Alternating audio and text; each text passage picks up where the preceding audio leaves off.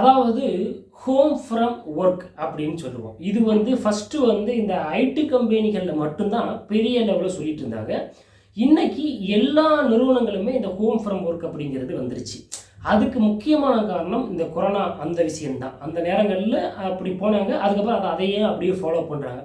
So இந்த மாதிரி இந்த ஒர்க் ஃப்ரம் ஹோம் அப்படிங்கிறது ஒரு வகையில் ரொம்ப வளர்ந்துருச்சு இல்லையா? அதில் இருக்கக்கூடிய நன்மை தீமைகளை பற்றி பார்க்கலாம். இப்போ இந்த ஒர்க் ஃப்ரம் ஹோம் அப்படிங்கிறத எல்லா நிறுவனங்களுமே பழகிக்கிட்டாங்க. அதில் இப்போ ஹைப்ரிட் மாடல் மாதிரி பண்ணுறாங்க. அதாவது 3 நாள் ஆஃபீஸு 3 நாள் வீடு, அந்த மாதிரி ஹைப்ரிட் மாடல் கூட அவங்க பண்ணிட்டு இருக்கிறாங்க. ஃபர்ஸ்ட்டு நாம் நல்ல சுதந்திரமாக வேலை பார்க்கலாம். நம்ம ஆஃபீஸில் இருக்கும்போது என்ன ஆகும், ஒரு நிறுவனத்தினுடைய அந்த தலைவரோ அப்புறம் ஒரு சூப்பர்வைசரோ யாரோ ஒருத்தர் நம்மளை கண்காணிச்சுட்டே இருப்பார். நமக்கு ஒரு அன்கம்ஃபர்டபுளாகவே இருக்கும் சில நேரங்களில். ஆனால் வீட்டில் இருக்கும் பொழுது நம்ம விருப்பத்துக்கு சுதந்திரமாக வேலை பார்க்கலாம். அது மூலமாக அந்த உற்பத்தியும் என்ன செய்யுது, நம்மளால் கொஞ்சம் சீக்கிரமாக கொடுக்க முடியுது, அதிகமாகவும் கொடுக்க முடியும் அப்படிங்கிற ஒரு விஷயம் இருக்குது. ரெண்டாவது என்ன இருக்குது அப்படின்னா போக்குவரத்து.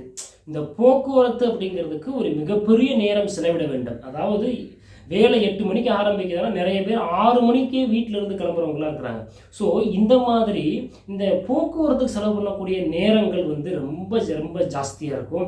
அதுபோக அலைச்சல்கள், பதட்டங்கள், நேரமின்மை காரணமாக ஓடுறது, ஆடுறது, பாடுறதுன்னு ஏகப்பட்ட விஷயங்கள் இந்த போக்குவரத்து அப்படிங்கிறதுல நடக்கும். இப்போ ஒர்க் ஃப்ரம் ஹோம் அப்படிங்கிறதுனால நமக்கு இந்த போக்குவரத்து பிரச்சனைகள்லாம் எதுவும் இல்லாமல் இருக்குது. மூணாவது செலவு கம்மியாகுது. என்ன செலவு கம்மியாகுதுன்னா, இப்போ உதாரணத்துக்கு நாம் இங்கேருந்து எங்கேயாவது போகிறோம், ஒரு ஆஃபீஸ்க்கு போகிறோம் அப்படின்னா அதுக்கு சம்மந்தப்பட்ட ட்ரெஸ்ஸுகள், அதுக்கு சம்மந்தப்பட்ட செருப்பு, அப்புறம் இந்த மேக்கப் ஐட்டங்கள், அது இது பேக்கு லொட்லோஸுக்கு இது எல்லாம் வாங்குவோம் இல்லையா? ஸோ இந்த மாதிரி விஷயங்களில் இந்த செலவுகள்லாம் கம்மியாகுது அப்படின்னு சொல்கிறாங்க. நாலாவதாக என்ன சொல்கிறாங்க அப்படின்னா, வீட்டிலேருந்து வேலை செய்யும் பொழுது உற்பத்தி திறன் அப்படிங்கிறது அதிகரிக்குதுன்னு சொல்கிறாங்க.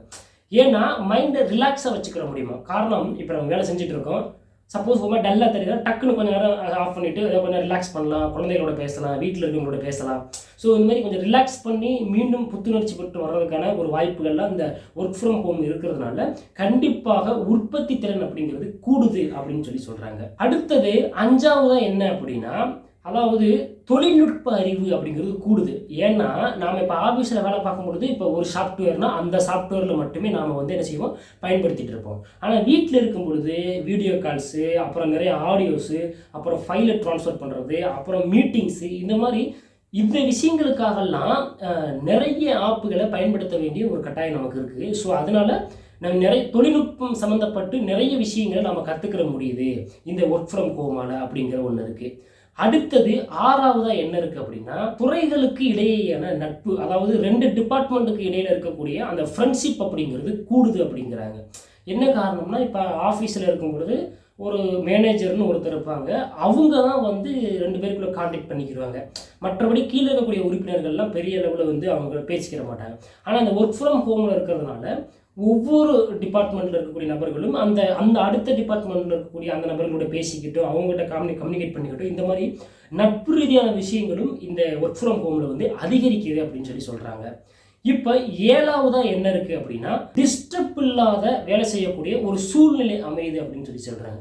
ஏன்னா நாம் ஆஃபீஸில் இருக்கும்போது நம்ம ஃப்ரெண்ட்ஸு எவனா சேட்டை பண்ணுவானுங்க, நாம் ஏதாவது தேவையில்லாமல் பேசுவோம், டீ குடிக்கணும்னு எங்கிட்டாவது போவோம், அப்புறம் இந்த மாதிரி சின்ன சின்ன விஷயங்கள்லாம் இருக்குது இல்லையா? இந்த இடையூறுகளெல்லாம் வீட்டில் நம்ம வேலை செய்யும் பொழுது எந்த வித டிஸ்டர்புமே இருக்காது. நாம் மட்டும் தனியாக ஒரு ரூமில் உட்காந்து வேலை செய்ய போகிறோம். ஸோ இதனாலையும் உற்பத்தி திறன் அப்படிங்கிறது கூடுது, ஃபாஸ்ட்டாகவும் இருக்குது அப்படிங்கிறத சொல்கிறாங்க. கடைசியாக பார்த்தோம் அப்படின்னா, இந்த விடுமுறை அப்படிங்கிறது ஒன்று கிடையவே கிடையாது. லீவுங்கிறது வேண்டவே வேண்டாம். ஏன்னா நம்ம வீட்டிலேயே உட்காந்து வேலை செய்கிறதுனால இந்த லீவுங்கிறது கிடையாது. அதுக்கு லெட்டர் எழுதணும், அதுக்கு பெர்மிஷன் வாங்கணும், இந்த மாதிரி விஷயங்கள்லாம் இல்லை. ஏன்னா நம்ம சப்போஸ் நினைச்சோம்னா கொஞ்ச நேரம் வேலை பார்க்குறோம், ஏதாவது ஒரு வேலை இருக்கிறோம், டப்புன்னு கொஞ்சம் நேரம் ஆஃப் பண்ணி வச்சுட்டு போய் அந்த வேலையெல்லாம் முடிச்சுட்டு நாம் இருக்கலாம். ஆக மொத்தத்தில் இந்த வீட்டில் இருந்து வேலை பார்க்கறதுனால ஒரு நன்மைகள் அப்படிங்கிறது ரொம்ப ரொம்ப அதிகம் அப்படின்னு தான் சொல்லணும். தீமைகள் அப்படின்னு சொல்லும்போது ஒன்று சில விஷயங்கள், ஏன்னா ஆஃபீஸில் இருக்கும்போது அது ஒரு சூழல் அந்த மாதிரி அமையும். இப்போ சில பேர் வீட்டில் இருந்தாங்கன்னா அந்த பசங்க டிஸ்டர்பன்ஸு, ஹஸ்பண்டு, இந்த மாதிரி நிறைய டிஸ்டர்பன்ஸ் இருக்கும். ஒரு சிலருக்கு எல்லாராலையும் இந்த ஒர்க் ஃப்ரம் ஹோமில் பெட்டராக ஒர்க் பண்ண முடியும்னு சொல்ல முடியாது. ஆனால் ஆஃபீஸ் அப்படிங்கிறது போனால் கம்பல்சரி அங்கே நமக்கு ஒர்க்கு தான் வேலையேன்றதுனால பெரிய லெவலில் இந்த குடும்பம் சம்மந்தப்பட்ட தொல்லைகள்லாம் ஆஃபீஸில் இல்லாமல் இருக்கும். ஆனால் வீட்டில் இந்த மாதிரி சில விஷயங்கள்லாம் இருக்குது. ஒருவேளை கவனம் செலுத்த முடியாமலும் போகலாம். அதனால் இந்த ஒர்க் ஃப்ரம் ஹோமில் பார்த்தீங்கன்னா மேக்சிமம் வந்து நிறுவனத்துக்கும் இவங்களுக்கும் சேமிப்பு அப்படிங்கிறது கூட தான் செய்யுது. நிறைய செலவுகள் மிச்சமாகுது இல்லையா? அதனால் வேண்டி என்ன பண்ணுறாங்க, சில நிறுவனங்கள்லாம் வீட்டில் இருக்க வேலை செய்கிறாங்கல்ல, அவங்களுக்கு வந்து இந்த ஒய்ஃபை காசு கட்டுறது, கரண்ட் பில் காசு கொடுக்குறது, இந்த மாதிரி சில காசுகளையும் வந்து கொடுத்துக்கிட்டு இருக்கிறாங்க.